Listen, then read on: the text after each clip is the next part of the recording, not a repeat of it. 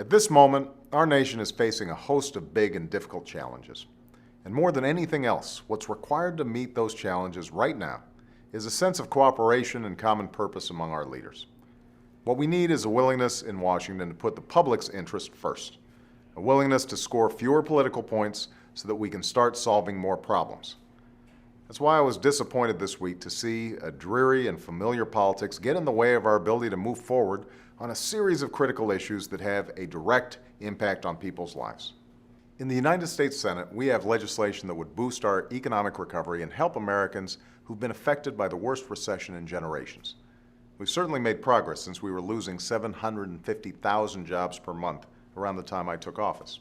Our economy is growing again, and we've added jobs for 5 straight months. But there are still millions of Americans out of work, and millions more who are struggling to pay the bills.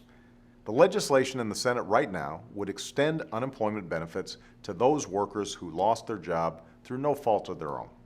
It would provide relief to struggling states that would help save the jobs of thousands of teachers and cops and firefighters. There are also provisions in this legislation that would extend the tax credit for first-time homebuyers, as well as tax cuts to keep research and development jobs here in the United States. Unfortunately, the Republican leadership in the Senate won't even allow this legislation to come up for a vote. And if this obstruction continues, unemployed Americans will see their benefits stop. Teachers and firefighters will lose their jobs. Families will pay more for their first home. All we ask for is a simple up or down vote. That's what the American people deserve. Just like they deserve an up or down vote on legislation that would hold oil companies accountable for the disasters they cause. A vote that's also being blocked by the Republican leadership in the Senate.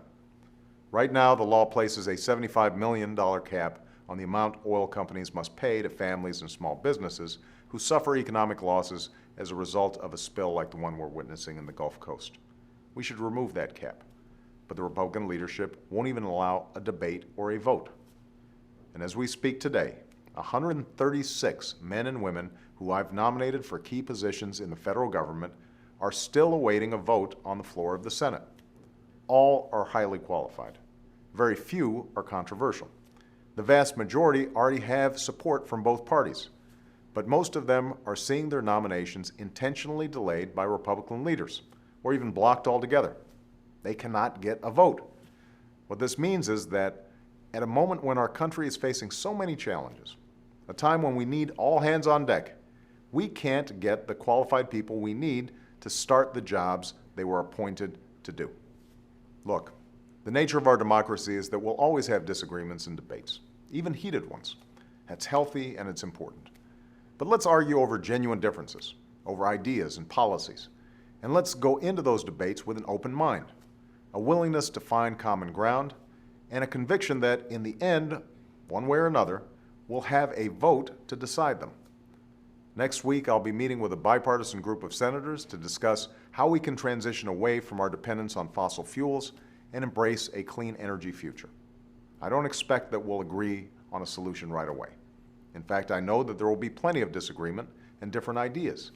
But at least it shows that Republicans and Democrats can still sit down together in an attempt to tackle the big challenges facing our nation. I know the political season is upon us in Washington, but gridlock as a political strategy is destructive to the country. Whether we are Democrats or Republicans, we've got an obligation that goes beyond caring about the next election. We have an obligation to care for the next generation.